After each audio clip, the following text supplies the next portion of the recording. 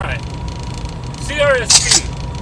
I'm only using these guys as an example, and like I said, I like the company. It's a good company.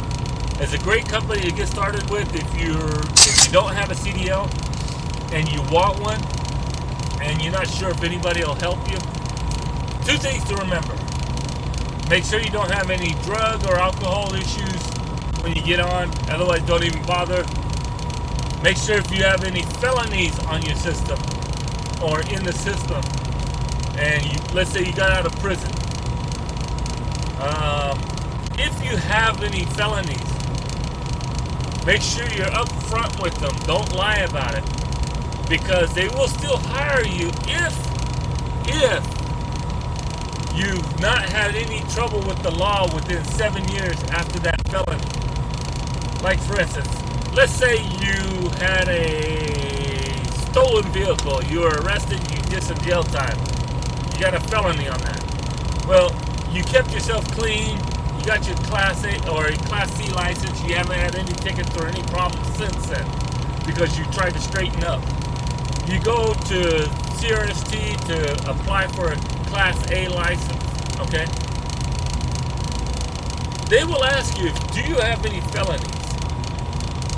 If you say yes and they see that you haven't had any problems for 7 years, they will actually take that into consideration, saying that, well, this guy here is cleaning himself up. Let's give this guy another chance. And they will probably about 75 to 80% chance of hiring you. Does it guarantee that you'll get hired if you keep yourself clean? No. But just because you have a felony, will you not be able to get a Class A? No. You should be able to still be able to get a Class A. DUIs are a different situation. Okay? Anyhow, let's get back into CRST right quick. One thing I've noticed between CRST and JB Hunt, two different companies. Because they have their own system where they hire people off the street and give them a Class A license, a lot of these new drivers don't really have any business being behind the wheel, or their training that they get from on the road after they get their CDL is not adequate. Meaning that you get 30 days of training. After the 30 days of training, you're on the road. If you get your training during the winter time, I think that's the best time to do it, because those are the hardest times to drive.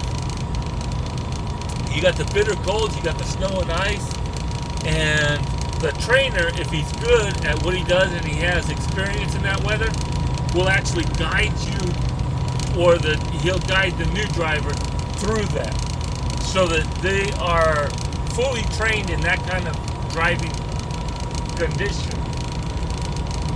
By the time they're done driving within the 30 days, they get their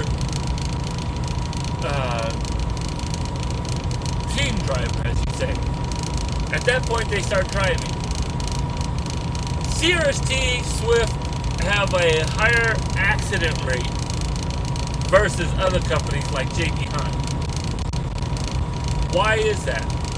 And why are they still operating if that's the case? Well, allow me to explain that to you. Because they hire people off the street and give them their CDLs, and they have less experience than, say, people at JB Hunt. Because of that, woo-wee, you got a super biker.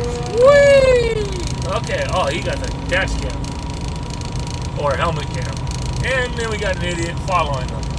Alright, anyhow, back to them.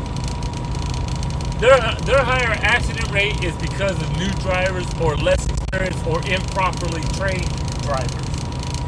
That's all there is to it. Those who make it after 1 or 2 years were either trained right or had common sense. Those that never had an accident while driving for those companies usually get lost. They don't stay with CRST or Swift. I hate to say it, they'll go to other companies like JB Hunt or